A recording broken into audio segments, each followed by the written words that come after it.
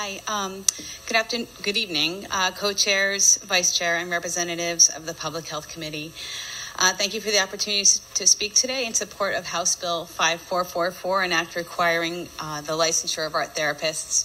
My name is Amy Jetty, and I'm a master's candidate in Hofstra University's Creative Art Therapy program. I'm also a Ridgefield, Connecticut resident, and I am the president of Art in Common. It's a 501c3 based in Ridgefield, and so I'm very grateful to be here today.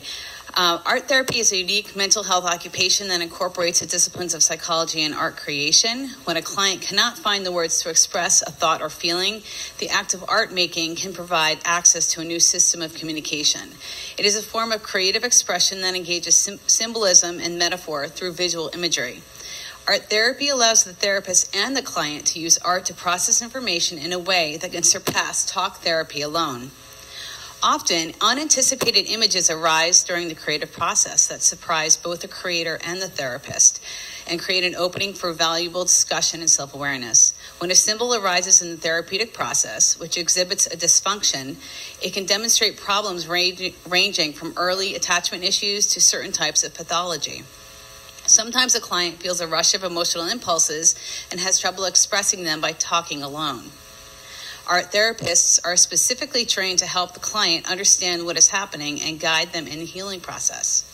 As you're well aware, gun violence is on the rise. Traumatic events can be processed and visualized in a secure manner through the creation of artwork.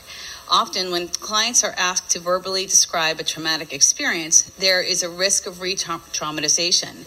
Through art, trauma can be reintegrated into enduring memories in a sustained way. This facilitates memory, reorganization, and recovery. Helping a child convey these intense feelings using imagery encourages the construction of a new narrative for them. I work with at-risk children, families, and teachers who reside in high-risk towns. I recently worked with 2 public schools to introduce art therapy to 1,300 elementary and high school students. The children each had the opportunity to create a piece of art to be delivered to Marjorie Stoneman High School in Parkland, Florida, with personal messages of empathy and resilience. The community of Parkland plans to respond in kind. Through dialogue and discussion, the students learned new methods to use art to decrease stress, increase emotional regulation, and increase compassion even in their own lives. This is an opportunity to engender hope and strength among these communities, increasing bonds and rendering healing. In closing, art therapists undergo rigorous training resulting in a specialized master's education and preparation for a national board examination. While I applaud other professionals for using art in their practice, I would like to propose they use terms such as creative expression or group art, reserving art therapy for registered art therapists.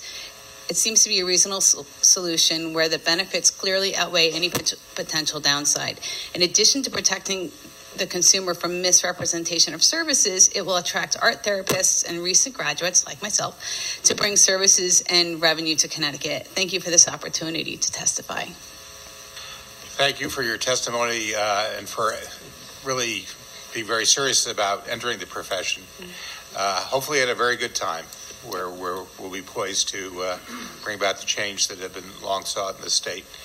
Does anyone have any comments or questions? You sort of get the sense that, we're pretty clear on this one. Yep. Thank you. Thank you. Next up is Brianna.